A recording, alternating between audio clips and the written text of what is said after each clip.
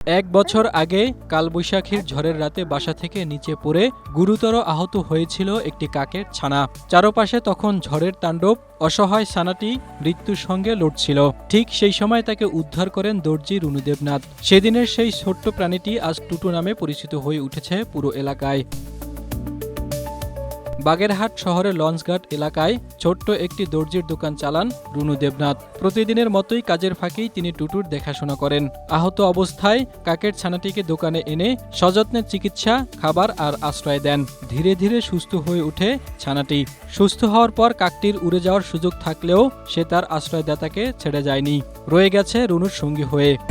Strawberry super dotted ও classic variant sensation জাগুক শিহরণ।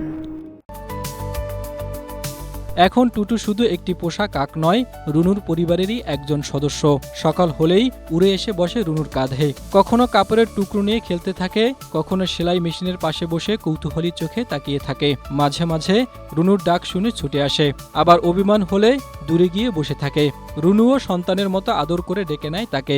এক বছর আগে আমার দোকানের টিনের পরে চালের এখানে একটা আম গাছ আছে, ওই আম গাছ থেকে ও ঝড়ে পড়ে গেছে গত বৈশাখে। তারপরের থেকে ওকে আমি নিচে পড়ে গিয়েছে, না বাঁচার মতোই ছিল, কেউ বলেনি যে বাঁচবে। তারপরে তো আমি লালন পালন করে এই পর্যন্ত আনছি, ও বেঁচে আছে। ওর নাম টুটু। টুটুর ভালোবাসা আর দুষ্টুমিতে প্রতিদিন প্রাণবন্ত হয়ে ওঠে লঞ্চঘাট এলাকার পরিবেশ।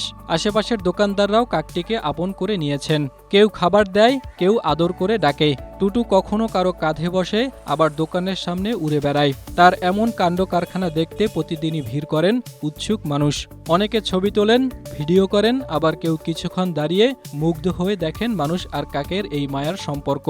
রুনুর দোকানে আসি, কাকটা যে এত মানুষই রুনুরের মার মতন স্নেহ করে, তারপরে একটু ঠক দেয়, তারপরে মানুষের আনন্দ দেয়। এইভাবেই কাকটা মানুষের মতন কথা বোঝে। কাকের সঙ্গে যে মানুষের বন্ধুত্ব হয়, আসলে এটা না দেখলে বোঝা যায় না। এই কাক এত যে মানুষের ভক্ত হয়, প্রভু ভক্ত হয়, এ কোনোদিন বুঝতে পারিনি। ওর মাকে আমি মাথার পরে ঠক্কর দেওয়ার পরে ও যে আমার পরে খেপে গেছে, এখন দোকানে আসলেই আমারে ঠকে দোকান দিয়ে বের করে দেয়। মানুষ আর প্রাণীর মধ্যেও যে ভালোবাসা, যত্ন আর পরম মমতা গড়ে উঠতে পারে, তার জীবন্ত উদাহরণ বাগেরহাটের দর্জি রুনু দেবনাথ ও তার প্রিয় কাক টুটু।